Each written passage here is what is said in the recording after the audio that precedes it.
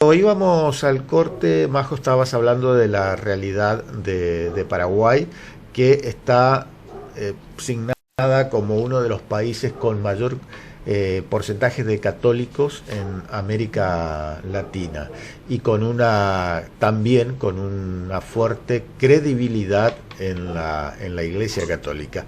Y nos aclarabas que eso no se traduce en la vida cotidiana de la gente. Y entonces me venía a la mente la escritura de Santiago, que dice en Santiago 2, 14, 26, que hablaba sobre la fe y que una fe sin obras es una fe muerta. ¿Cómo, a ver, el factor común por lo que veo que se debe dar también en otros países en América Latina es la corrupción. Sí, muchos católicos están dentro de la política, pero como que promueven más una religiosidad más que un compromiso con Jesucristo y su iglesia, ¿no? Y hablaba hace rato que los católicos como que estamos como muy con una religión con pocas obras y no la iglesia. Y no, para mí es como que la iglesia en sí, desde su jerarquía, está así, como Ajá. con esa religiosidad más que, pero no toda, yo no hablo de Ujú. toda, Sí. hablo de una parte. ¿Por qué? Porque ya desde la catequesis se debería enseñar ese seguimiento a Jesús y en conocerle más a Jesús y en entender que lo humano está por sobre toda religión. O sea, cuanto más yo maduro en mi fe, es cuanto más yo estoy abierta también a dialogar con otro diferente, con otras religiones, con ser Ajá. mucho más inclusivo, con promover humanidad. Y ese es el espíritu de Jesucristo, es Claro. el tipo más humano que existió en esta vida, en este mundo. Claro. Eh, no sé cuánto más yo le conozco a Jesucristo, yo más voy a querer ser y tener esa humanidad que tenía Jesucristo.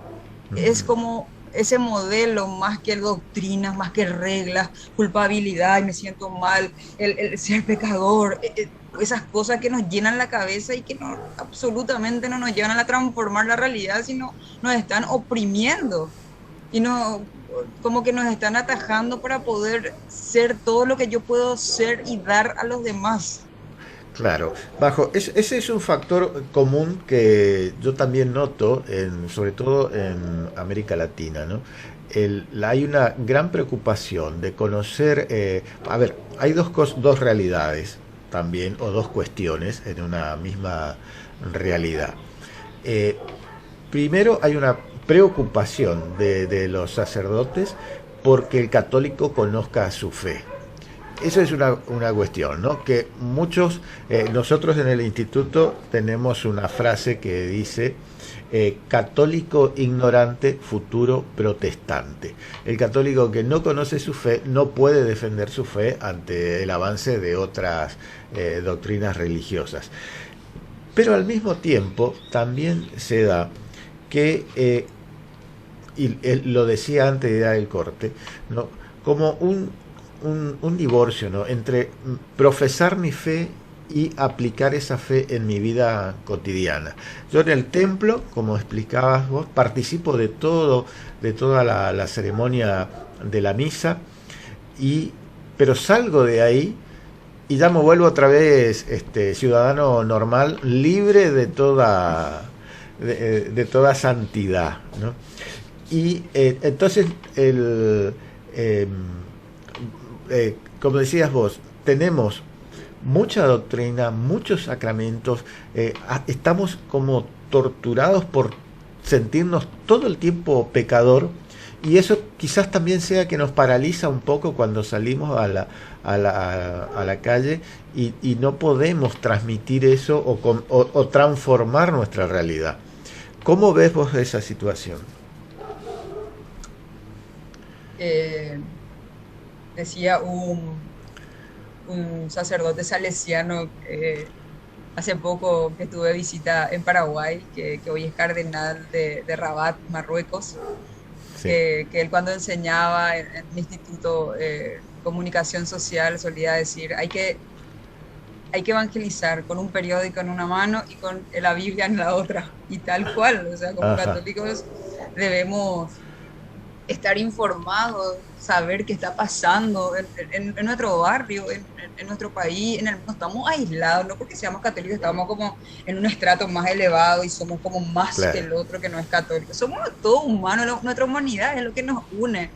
sí, Y dejar de etiquetar, no, este es católico, no, ese es luego así, o este, no, y ser inclusivos, no discriminar, no ser racistas, no querer claro, imponer, porque evangelizar es imponer mi religión. No, ser claro, católico, ser seguidor de Jesús es humanizar, humanizar, conocerle a ese Jesús, tratar de ser como él, ser discípulo suyo, leer claro, muchísimo, formar, entender, conocer, amarle, pero para amar uno tiene que conocer, uno no ama lo que no conoce. claro, Entonces, si es que no leemos sobre Jesús, no conocemos cómo fue, cómo le incluía a las mujeres, cómo le tenía en cuenta el que no contaba pero para nada luego en esa sí, sociedad donde vivía Jesús. ¿Cómo era esa claro, sociedad donde vivía Jesús? ¿Cuánta injusticia había y qué hacía Jesús respecto a estas injusticias? claro, O sí, sea, sí, Jesús sí, sí, fue un sí, súper radical. Yo les invito a leer como primera bibliografía para empezar a conocer la Jesús a fondo, Jesús, aproximación histórica de José Antonio Paola. ajá, También les quiero invitar a leer el libro Matar a nuestros dioses ujú, de José María Mardones, porque es súper importante qué imagen yo tengo de Dios, de un Dios claro, castigador que todo el tiempo por lo que yo haga me está castigando. Para nada, Dios es un Dios amor y todopoderoso en amor que jamás querría que estés mal, que llora contigo, que si te claro, sentís mal, Él se sienta a tu lado y te abraza. sí, Ese es el Dios de Jesús. ¿En qué Dios creo? Creo en ese Dios en el que creía claro, Jesús. ¿Cómo es la sí, sí, imagen de Dios que tengo? Es esa imagen de Dios antigua, castigadora, totalmente deformada. A eso nos invita Jesús, a poder entender y poder conocerle a ese Dios en el que creía Él, en el que creía Jesús, claro, y sacar desterrar todos esos otros dioses, esas otras deformaciones en realidad que tenemos, claro, deformaciones de lo que es Dios, porque eso exacto. demasiado interfiere en lo que nosotros podemos desarrollar como potencial, como personas, para lo que vinimos a este mundo. Exactamente. El, es como que somos ese católico del domingo nomás. Después yo salgo de ahí y ya no, ya me cumplí con Dios, estoy en santidad, estoy todo, participé en la Eucaristía y vuelvo y llevo una vida, como decías vos, totalmente ajena a las necesidades o a lo que me inculca la fe. Y vuelvo a insistir otra vez en estas palabras de Santiago que habla sobre la fe sin obras, es una fe muerta, y en países como lo terminás de comentar vos, como Paraguay, se ve reflejado con un 89% de católicos, donde la clase política es de suponer que son católicos, los que están en el gobierno, pero y que deben asistir a misa, ¿no? Y que no cumplen con ese rol que nos dio el Espíritu Santo cuando nos bautizamos, ¿no? Cuando el celebrante o el sacerdote nos unge con el aceite consagrado, con el santo crisma, nos convertimos en sacerdotes, profetas y reyes en Jesucristo. Es decir, que tenemos el poder del Espíritu Santo. Vos lo habías aclarado también eso, el poder que da ser católico, vivir la fe en Jesucristo. Y eso también vos lo ves reflejado en tu comunidad, ahí en Paraguay. Y además de políticos católicos, hay profesionales y están en todo, estamos en todas las áreas, en Sí, diferentes instituciones, ya sean públicas, privadas, y lo que estamos llamados como católicos es a desarrollar todos nuestros potenciales, ser profesionales competentes, hacer lo mejor que podemos hacer en lo que trabajamos, en lo que estudiamos, en ser una buena persona, y ser una buena persona es formarte en tu profesión, es estudiar, es conocer tu espiritualidad, en cómo era Jesús, en poder desterrar todos esos ídolos que nos formamos como eh, que no tienen nada que ver con el Dios de Jesús, como hablábamos recién, ¿verdad? Buscar ser buenos padres, buscar ser buenos, buen esposo, buena esposa, buen novio, novia, estemos en la relación que estemos, Claro. buen sacerdote, buena religiosa.